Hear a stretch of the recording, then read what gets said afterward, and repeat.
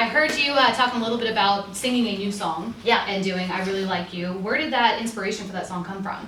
I mean, it seems like something you would just journal or something. Actually, it's funny. I have like little tidbits of song ideas that I don't mean to write, that I sometimes annoyingly will write at like 4 in the morning when I should be sleeping, and I kind of keep them as little like voice moments on my phone, or if they're good. Usually I don't have to do that because they'll stick in my head for like months. And I had for about a week been walking around with, and I like you want me, what the heck is that? And I went to a session with this guy Peter Svensson from the Cardigans, who wrote Love Fool, which is like the best song maybe in the world, especially of the 90s, but probably ever. And then J Cash. And after they told me all their credentials, I was like, well, I trust you. Like, I would give you my firstborn child. What is it with babies in me? Anyways. You got a little baby. I know, I got a little baby syndrome right now. So we go into kind of sharing ideas, and he's like, I don't want to force this idea on you, but when I first heard Call Me Maybe, I was inspired. I wrote this idea with you in mind, and it goes, I really, really, really, really, really like you. And I go, and I want you. Do you want me? I want me too.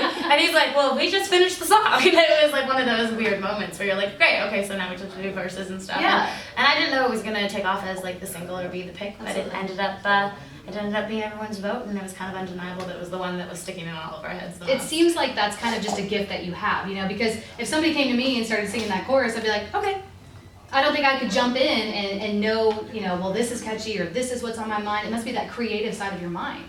I think that I'm like very, I think in other areas of my life I can be like very insecure and very like, oh, but in songwriting I'm like a little bit of like a spitfire.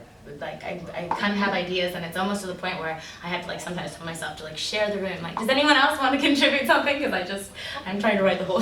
Like sometimes I have to like step back and be like, that's a good idea too. But it's something that I can't not do. I love writing, and I think that when I collaborate, I can get even stronger things because it's like 2 minds are better than 1. Do you have any collaborations on this new album?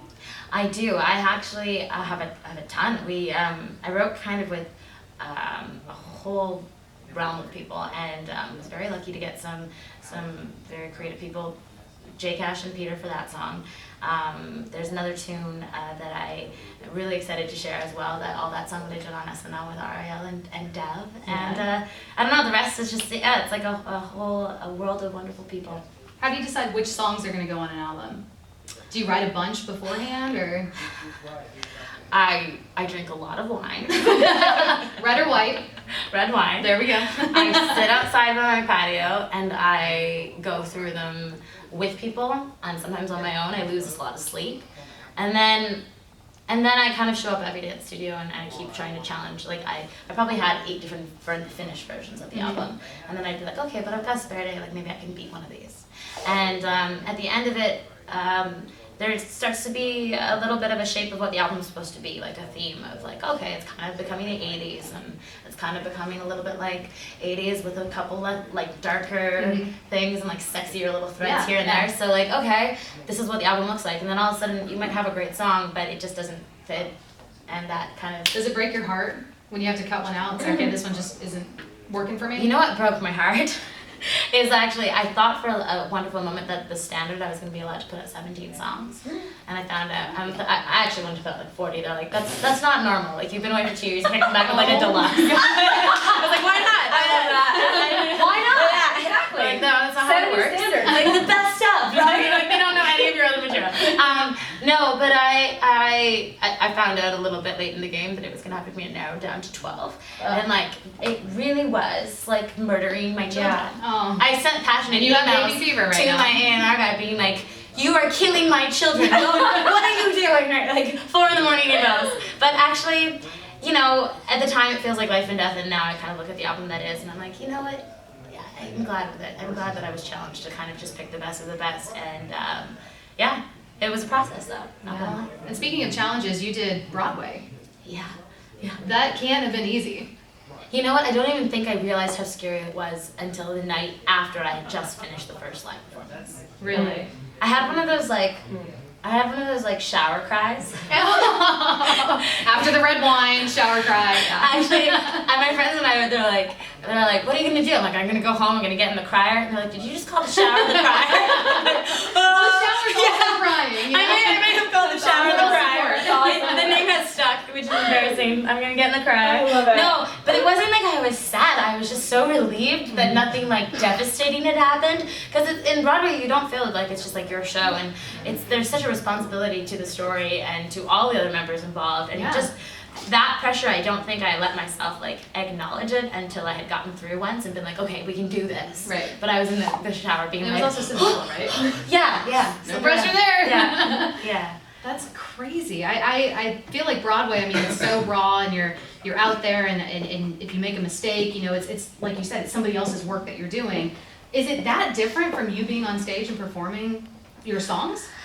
It's night and day, yeah. I mean, even the type of singing that I had to kind of train myself to do. I was working with like a voice coach once a week on top of the music director, because I mean, everything was very falsetto, and it's like you can't pop-ifize it. Like as much as I wanted to sometimes. Like Own Little Corner was great when Brandy did it, but like the Rodgers and Hammerstein version, you're supposed to like round out all the vowels, and everything is sung differently. So when I actually got back in the room with my band, I was like, I can like wail whenever I want to and be breathy sometimes. And I decide I want to walk over there, I'm just gonna walk on over there. And like you're in a truck when you're doing Cinderella. So that part was challenging, but I found personally being able to be so spontaneous and jump into the audience or pull people in, that's very much my nature. It keeps the show fresh for me to kind of even switch up songs and terrify my band members by being like, we're cutting that, we're gonna do this. And they're like, okay.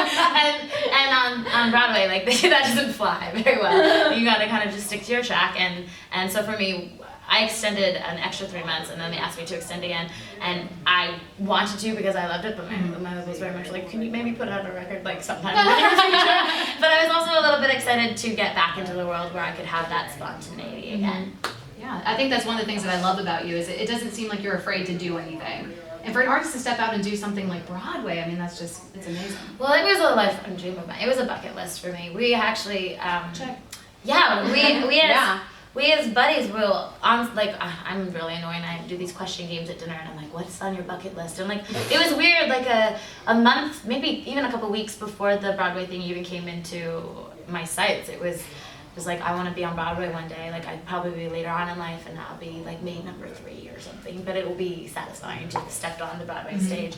And when Cinderella came around, it was my project manager Laura calling, and she's like, I'm just gonna go through a list of things for you, just want you to be aware, oh, by the way, you know, people from Broadway looking for Nurse Cinderella, don't worry, I already told them no. And I'm like, hold the phone. Did you just say Broadway? She's like, yeah. I'm like, I am so going to that audition. I am very interested. And I think it was a shock to everyone on my team, but it wasn't a question for me about like, is this time out? Well, it was just like, I just want to do it. When we talk about those questions that you do at dinner, what questions are you asking yourself now? What else is on your bucket list? What's next?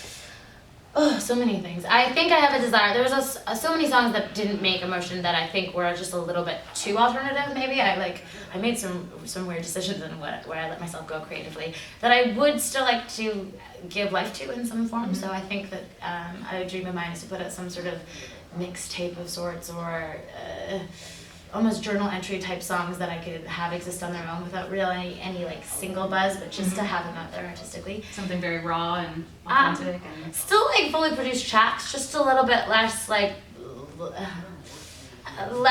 some of them don't have choruses, for example. Okay. like things I don't have a problem with that. like song structures that are kind of breaking the rules a little bit on purpose, because it just is exciting for me as kind of knowing the formula of it. I love that. Yeah. I buy it, for sure. Thank you.